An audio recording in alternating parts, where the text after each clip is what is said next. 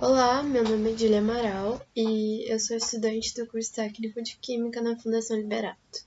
Olá, eu me chamo Eduarda Lazzari Goldani, sou estudante do curso técnico de Mecânica da Fundação Liberato, uma escola de Novo Hamburgo, Rio Grande do Sul, e o projeto que eu desenvolvo, juntamente com a minha colega, intitula-se A Utilização dos Resíduos da Produção da Mandioca para a Produção de Cápsulas de Medicamentos. Iniciando-se a justificativa da pesquisa, a gente tem dados de que o Rio Grande do Sul é o terceiro maior produtor de mandioca do país. E ele é responsável por 22% da produção total no país.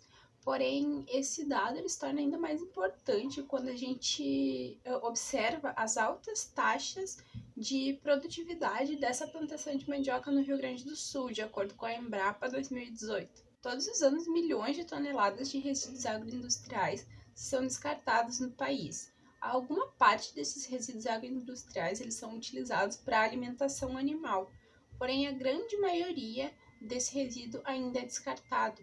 E isso nos faz pensar que a gente precisa de novos meios e a gente precisa de novos fins para esses resíduos que não estão sendo utilizados em sua totalidade. Nas pecularias que fazem o processamento da mandioca, são gerados diversos resíduos, como a casca e um bagaço da mandioca. E essa casca e esse bagaço, eles concentram neles altas quantidades de Ele é um polímero natural formado por dois polissacarídeos, a amilose e a amilopectina, sendo que a primeira é um polímero linear e a segunda é um polímero helicoidal. Ele é largamente utilizado na produção de bioplásticos, e isso se deve às propriedades de cada um dos polissacarídeos presentes no polímero. De acordo com Mali et al., Apple de Wurzburg, isso se deve à propriedade da amilose de formar géis e filmes. Na solução, a amilose é capaz de se aproximar o suficiente para formar pontes de hidrogênio entre as hidroxilas e os polímeros.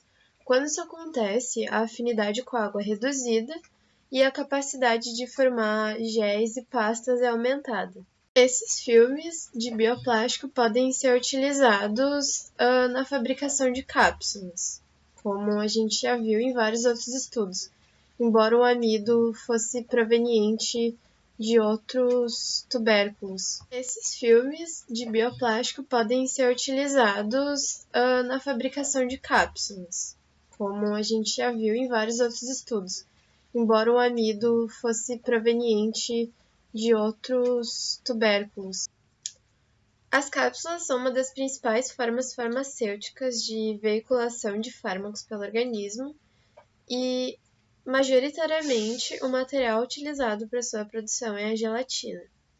A problemática envolvida nisso é que o uso exacerbado de medicamentos com cápsulas de gelatina pode ocasionar doenças que podem ser causadas pelo resíduo de substâncias tóxicas como conservantes ou metais pesados que estão presentes nesse material de origem animal.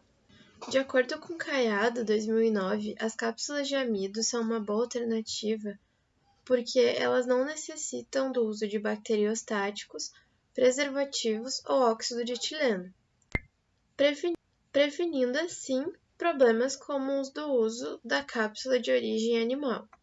Guiada pelas problemáticas citadas e também pela pergunta de como poderíamos reutilizar esses resíduos para a produção desses invólucros, a presente pesquisa buscará atingir os seguintes objetivos específicos: produção de diferentes filmes de bioplásticos produzidos a partir do resíduo da mandioca, comparação dos diferentes filmes, escolha da melhor composição e contraste da cápsula produzida com as cápsulas já existentes de tapioca.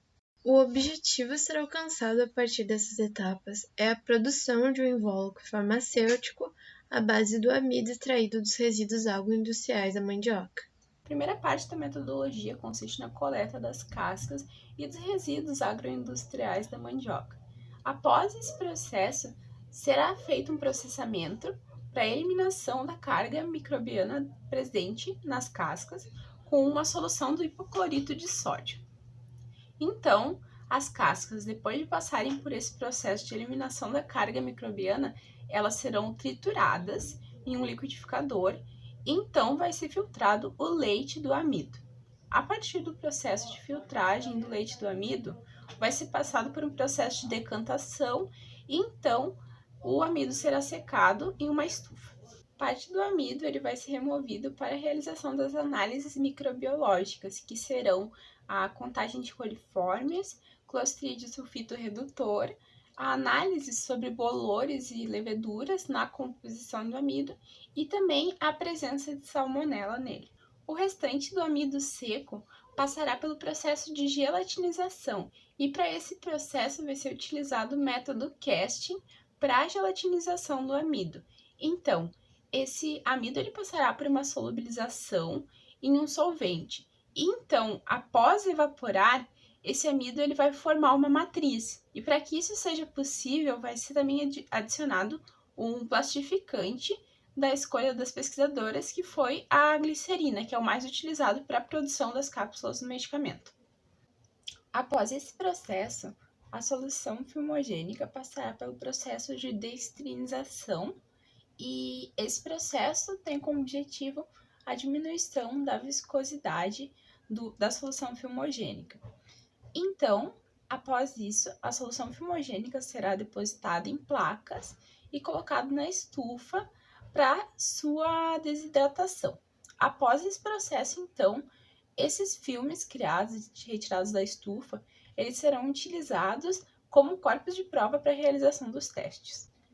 Então, esses corpos de prova, eles irão passar pelos testes farmacológicos, os testes de caracterização e também as análises subjetivas, que são análises propostas em um artigo escrito por Camargo, que analisam a continuidade, a homogeneidade e a manuseabilidade desses corpos de prova. Os testes a serem realizados nesses corpos de prova, então, serão os testes de microscopia eletrônica de varredura, densidade, de espessura, utilizando a técnica Tukey, de permeabilidade no vapor de água, isoterma de absorção de água, coeficiente de solubilidade, também os testes físicos de tração e relaxação, propostos por Dias em um artigo escrito no ano de 2008.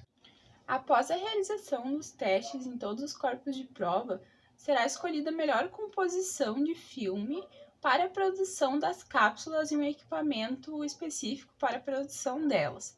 Então, depois das cápsulas prontas, serão feitas os testes de peso, de desintegração e também de dissolução, todos de acordo com o que é requerido pela Agência Nacional de Vigilância Sanitária, a Anvisa. Acreditamos que o processo de casting vai ser satisfatório no nosso projeto, porque ele já se demonstrou de grande utilidade nos estudos de Mendes 2009, onde o bioplástico de amido foi plasticizado com 30% de glicerol. Os biofilmes, em grande maioria, a obtenção deles é baseada na solubilização dos polímeros em um meio aquoso e o acréscimo também de aditivos plastificantes, como é o exemplo da glicerina, no caso da pesquisa utilizada.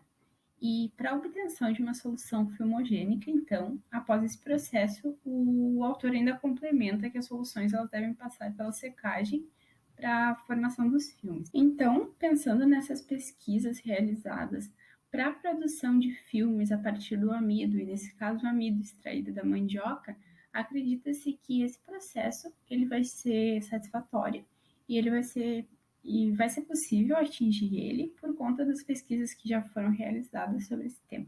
De acordo com estudos realizados por Ruiz Cruz, o cloro é um dos desinfetantes mais eficientes presentes no mercado atualmente, e acredita-se que a aplicação dele no processo de limpeza dos resíduos da mandioca seria extremamente importante e também suficiente para que a carga microbiana presente nesse resíduo seja eliminada de forma segura à ingestão humana. Em relação aos ensaios de tração que são realizados em filmes de bioplásticos de amido, tanto nos estudos de Dias quanto nos estudos de Carvalho et al., o bioplástico de amido apresentou uma boa flexibilidade, não sendo quebradiço. Por esse motivo, espera-se que o bioplástico de amido extraído dos resíduos agroindustriais da mandioca também seja flexível e resistente. Em seus estudos, Dias utiliza filmes de bioplásticos com adição de fibras e sem adição de fibras.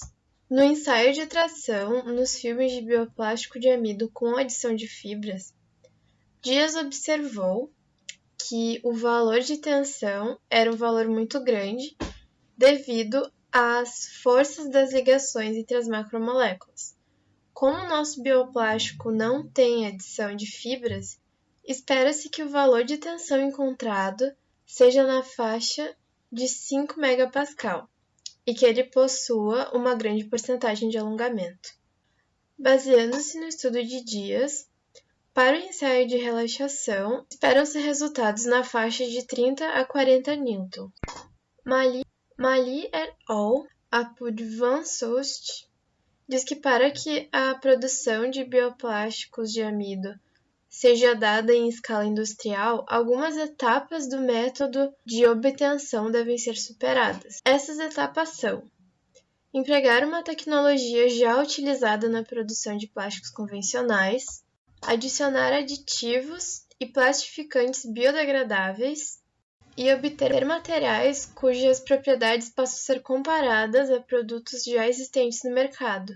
A presente pesquisa segue todas essas etapas em sua metodologia, e por esse motivo é esperado que o resultado final, as cápsulas obtidas, possam ser sim produzidas em escala industrial. Como conclusão, temos que os resultados demonstrados na bibliografia estudada demonstram que o projeto tem sim uma grande viabilidade de aplicação. Os estudos que falam sobre a extração de amido da mandioca, sobre a encapsulação, sobre a viabilidade do método de gelatinização utilizado, são indícios de que o processo dado pela metodologia é sim satisfatório e poderá sim ser aplicado. Essa pesquisa, além de ser capaz de solucionar problemas relacionados ao descarte indevido de resíduos agroindustriais, é capaz também de resolver um grande problema, que é a utilização desnecessária de produtos de origem animal. Além disso, ela pode servir como bibliografia para futuras pesquisas que podem aprimorar o processo de produção,